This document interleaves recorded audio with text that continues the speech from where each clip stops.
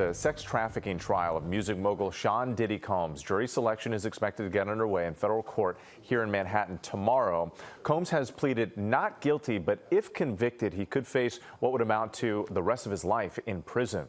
Let's bring in ABC News legal contributor Channa Lloyd. Channa, good morning to you. It's always great to have you. Good morning. So many different layers to this case here. So first, could you just break down the charges for us and what prosecutors need to prove? Absolutely. So let's look at the charges. The first, which is the largest, which is RICO. RICO is basically that he has formed a criminal enterprise with his employees in order to commit certain illegal acts. That carries a lifetime sentence, so that's significant.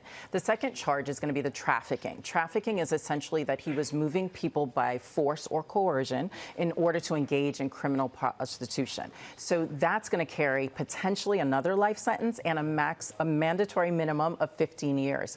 The other is transportation for prostitution. That is essentially moving someone in order to engage in prostitution, and that carries a maximum of 10 years. So you laid out all the charges here. What is the defense likely to argue in response? So the defense is really going to be looking at the fact that these people who work for him, one, were not engaged in any form of illegal activity. They were unaware or they were not participating in anything that was illegal, because that breaks the conspiracy.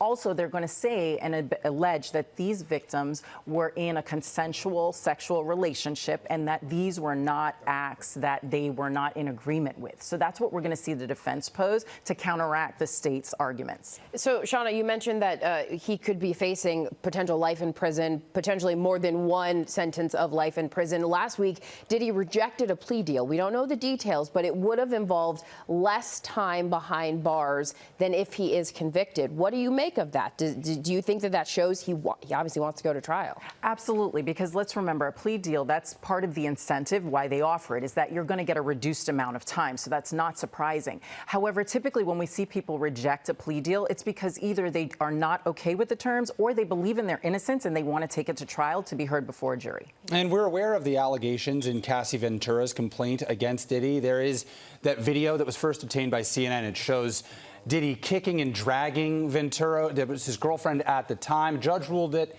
can be shown in court, and we should note that Combs' defense team argues the video was manipulated. CNN denies that claim. In any case, why is her testimony going to be so important? So we have to remember, the interesting thing about this video is that he's not actually on trial for what happened in the video, right? Assault and battery, those are state charges. What this video is going to be used is that this trafficking by force or coercion. So this speaks to what the state is saying, his nature and his violent nature, and that's how he got people to agree to do these things and to engage in these sort of sexual activities. And so that's what the video is going to be used for and presented. Her testimony is important because, as we know, she came out and she made these allegations. The video then came out to corroborate it. So when we look at credibility, there's going to be a certain amount of credibility that's given to her statement because it's now been corroborated by some outside external force, the video. So jury selection gets underway tomorrow. How challenging could that be?